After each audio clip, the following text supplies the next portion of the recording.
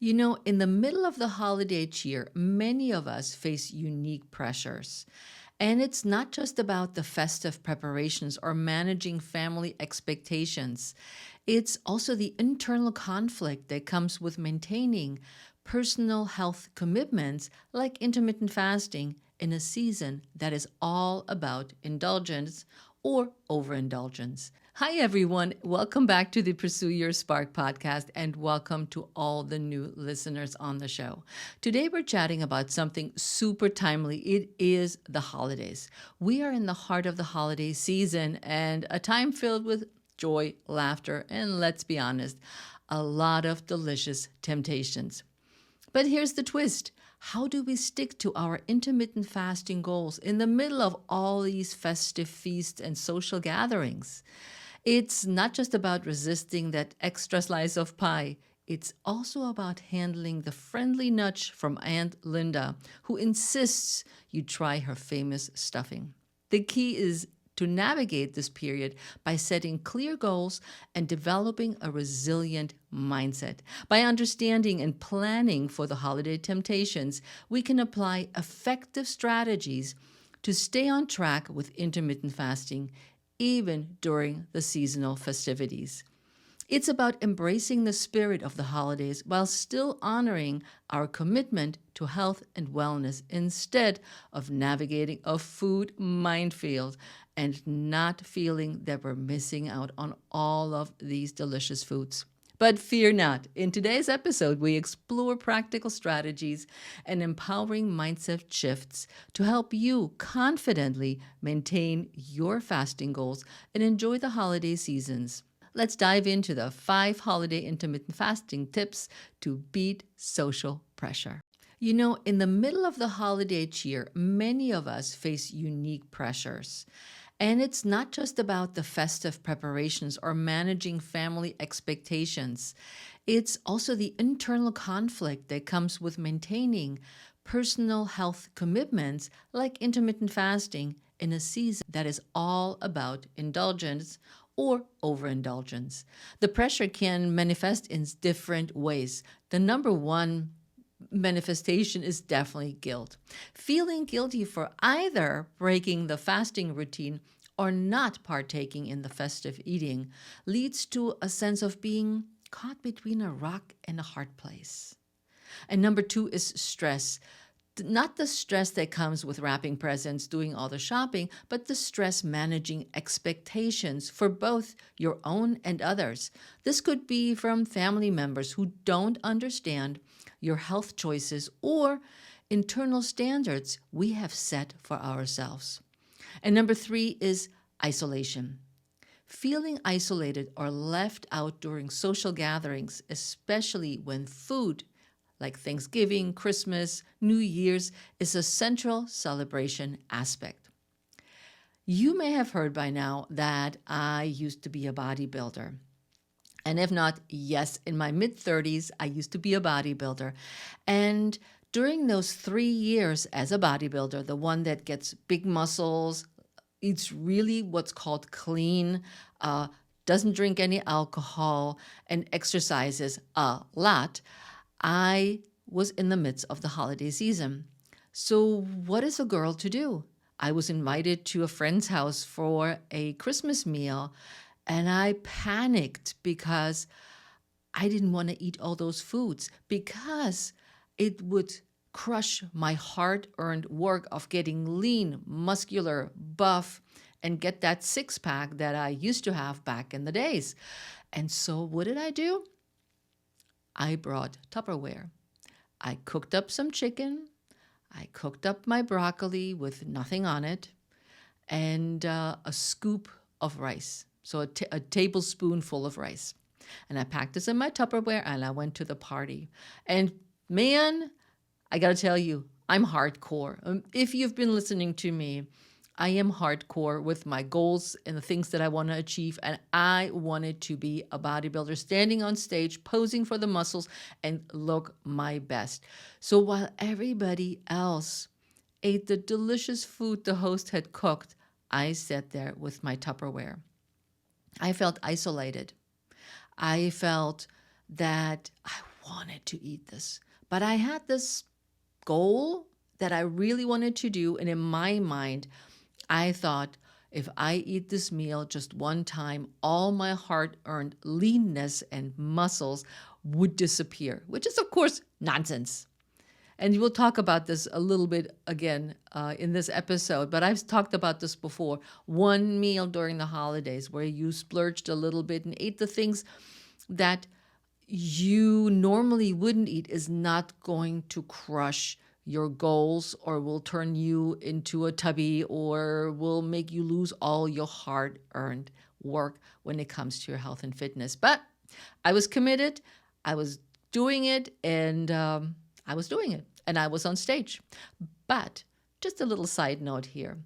When I finished my competition each time, what I wanted was the biggest, fattest ice cream that I could find with the most whipped cream.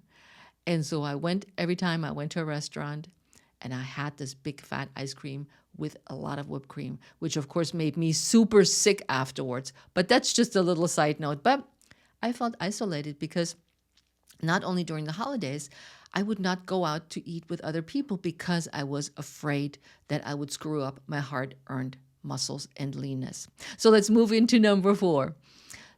You may feel overwhelmed.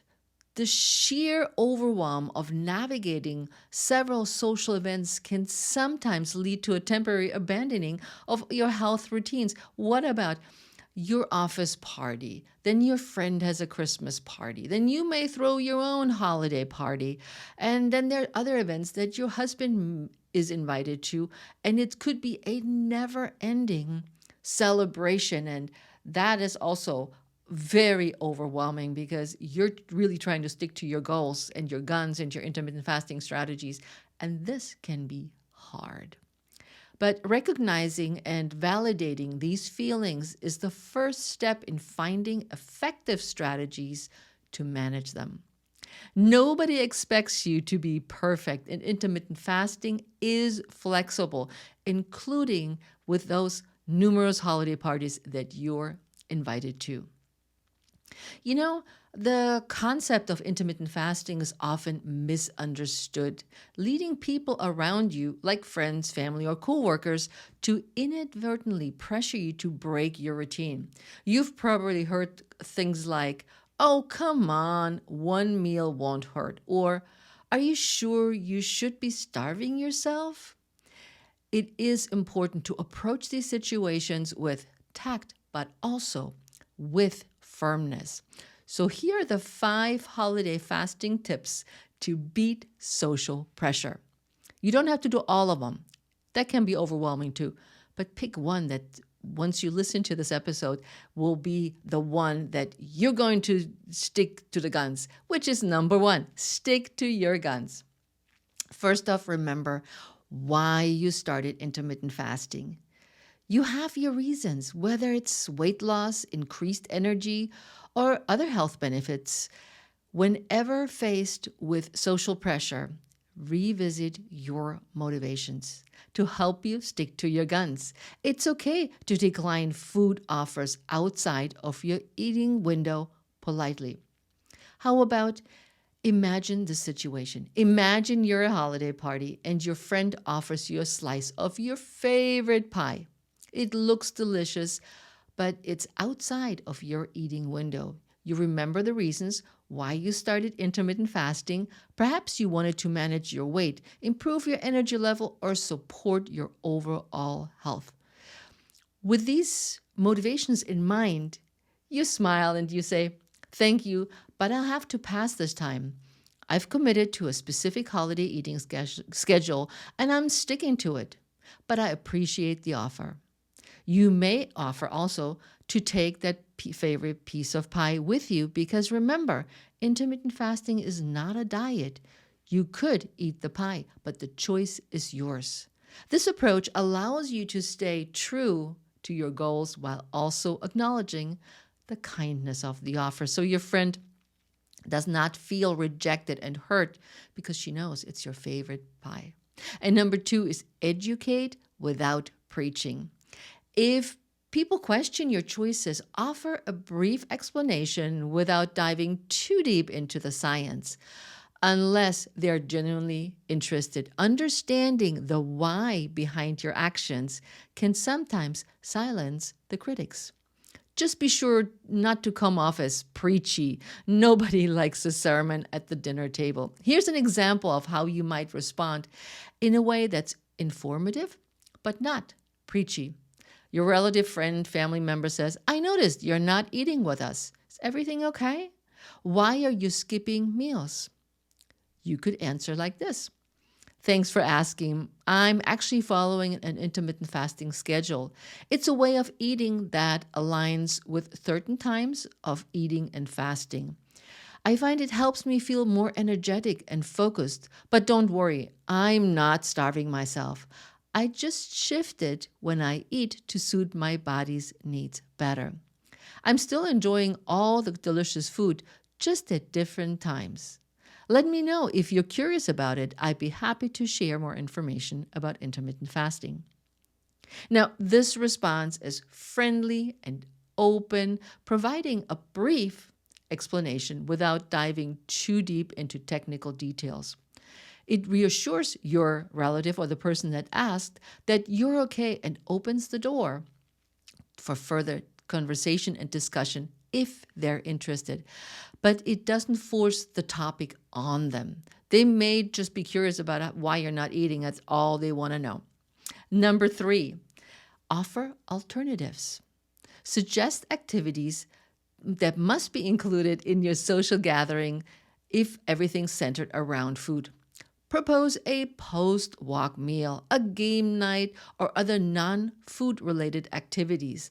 This helps you stick to your fasting schedule better and encourages healthy habits all around. So you can think of, okay, instead of sitting there eating more pie, I'll go for that post-meal walk. Or a game night. It doesn't have to be board games. It could be board games, which are fun also, but there's a lot of interactive games that you can play with your family and friends that includes everyone from grandma, grandpa, to the kids. Just Google it and you will find more ideas than you probably need. I also want to point you in the direction of 7 effortless ways to sneak in exercise during the holidays.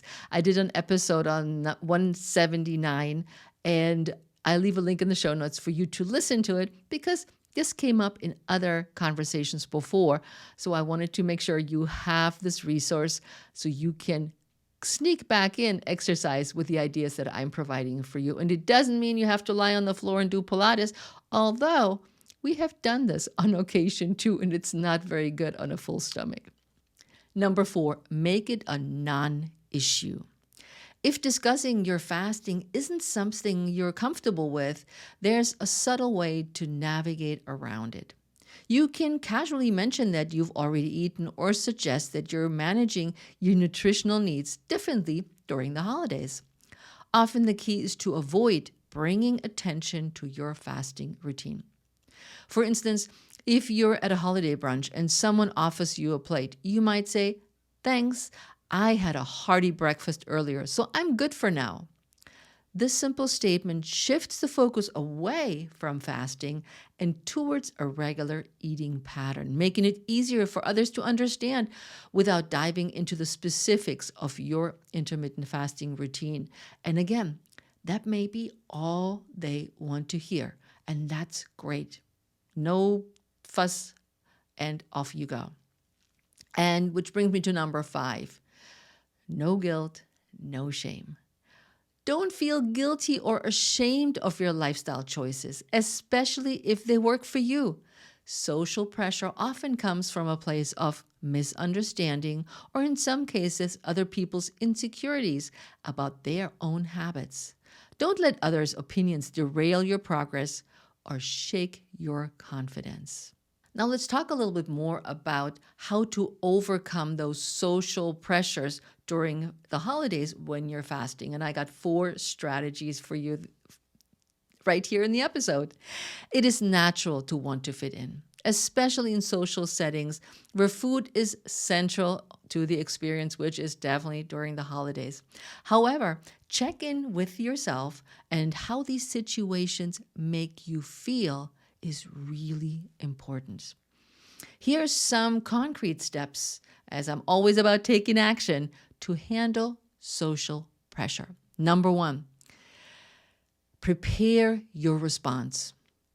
Before heading into a social situation, have some prepared answers for common questions and comments you may get.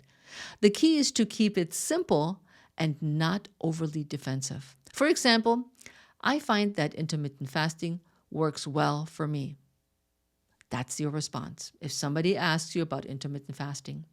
Number two is we have to set boundaries. Make it clear that your eating habits are not up for debate. It's the holidays. We want to have joy and good conversations and games and play. It's not up for debate.